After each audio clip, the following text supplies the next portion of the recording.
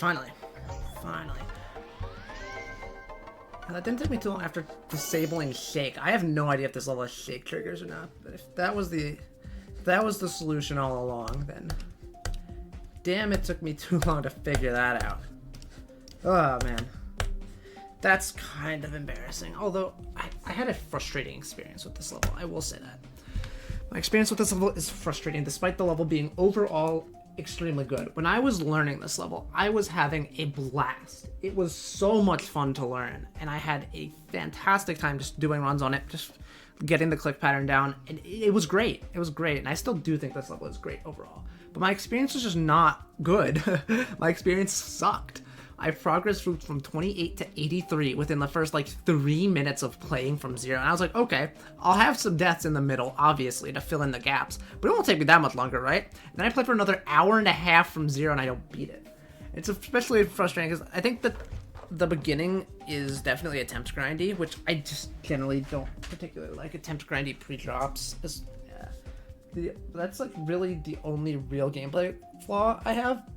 Other than, I guess, the first like few percentages at the start of the drop after like 10%, those percentages are very awkward, I will say that. And then 53 to 54, the ship part and the wave right after definitely stood out as a choke point relative to everything else.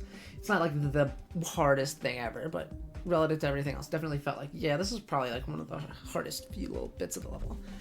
But like beyond that, it's really fun, and I thoroughly enjoy the gameplay here. It's just, and I got really unlucky once I did get 83, and that was my worst fail. I got my worst fail like 3 minutes into playing this from 0, and then spent another hour and a half. Died plenty of times at stupid spots in the 70s. I got really frustrated, and I was really tired as well, and I just felt like I was playing really terribly. Then I come back to it today, and I didn't take me that long today, although it took me a bit from 0. Again, I don't even know if this is shake. I hate the fact that this is an individual level setting now. It's just, I don't ever think about it as like something I have to turn off, because it's not something I have to think about for the entirety of 2.1. And now that it's like a thing that's an individual level specific, it's like, man, I actually have to think about the fact that levels have shake now, and that sucks. It's really annoying. I wish this was just a regular setting. Hopefully Absolute adds something in Mega Hack to automatically enable disable shake, because I know that there was something like that for LDMs, so I know it's definitely possible.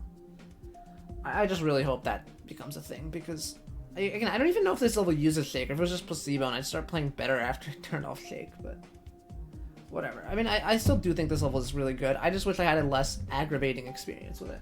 It's my first extreme of the year too, so that's cool. Again, yeah, the wish list didn't take me as long. Again, my attempt count is definitely inflated because it took 2 sessions, and the pre-drop is really attempt grindy. I think this is probably a beginner tier extreme demon.